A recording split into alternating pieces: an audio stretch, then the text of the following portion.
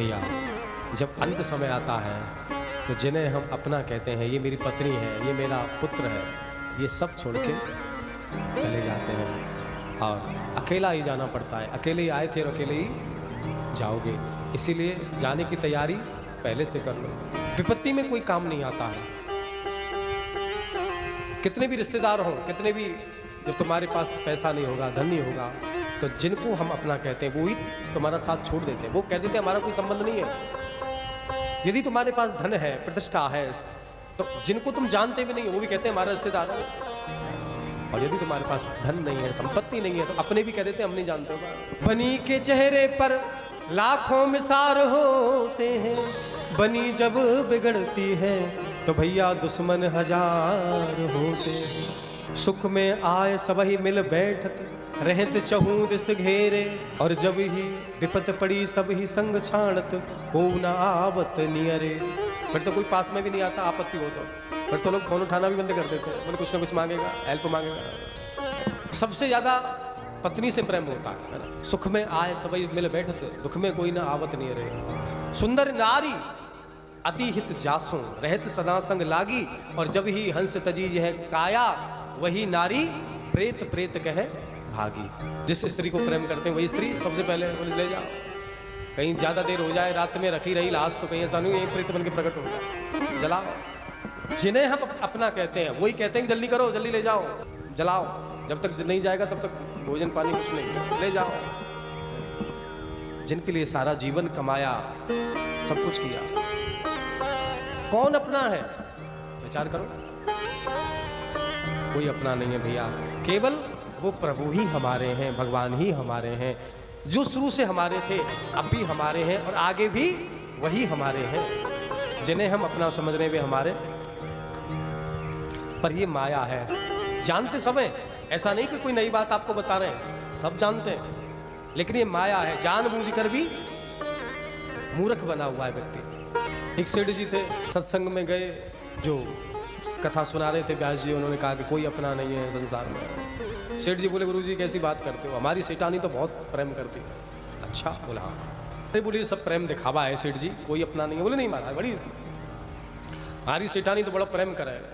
तुम पता है जो सुबह सुबह जाता हूँ तो महाराज रोज बादाम का हलवा बना करके गरम गरम केसर डाल के दूध, बोलो सारा दिन दुकान पे बैठे रहोगे, मेहनत करोगे, लो पियो, जबरदस्ती पिलाती है, बहुत प्रेम करती है। बच्चे तो पूछो ही मत, खड़े रहते हैं हाथ जोड़ के।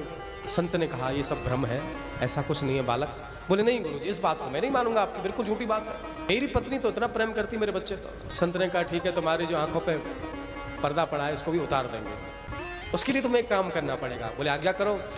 तो संत ने कहा कि कुछ दिन आश्रम पर निवास करो और योग की क्रिया सिखाई, श्वास को रोकना प्राणायाम के द्वारा, और कहा कि ऐसा ऐसा करना।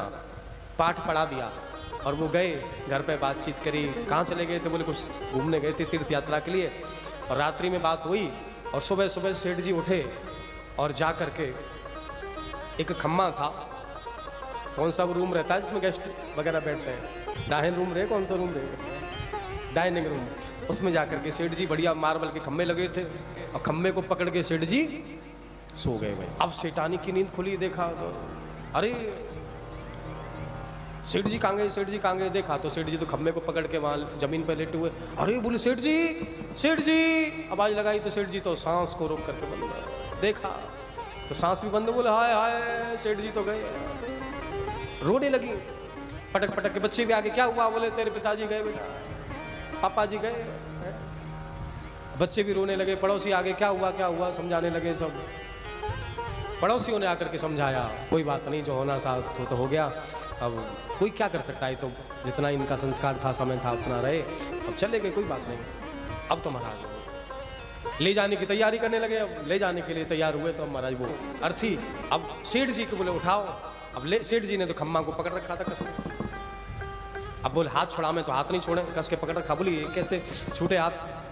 बोले शरीर अकड़ गया है, मुर्दा का अकड़ जाता है शरीर, छोड़ नहीं रहे। तो बोले काम करो, इस खम्भे को ही तोड़ दो, खम्मा को तोड़ करके हाथों को निकाल लो। पत्नी आई, सेठानी ने देखा कि ये क्या हो रहा है, तो खम्मा को तोड़ देंगे, इतना महंगा मार्बल लगी हुई है, फिर 20-25 हज़ार रुपये खर्च करने पड़ेंगे।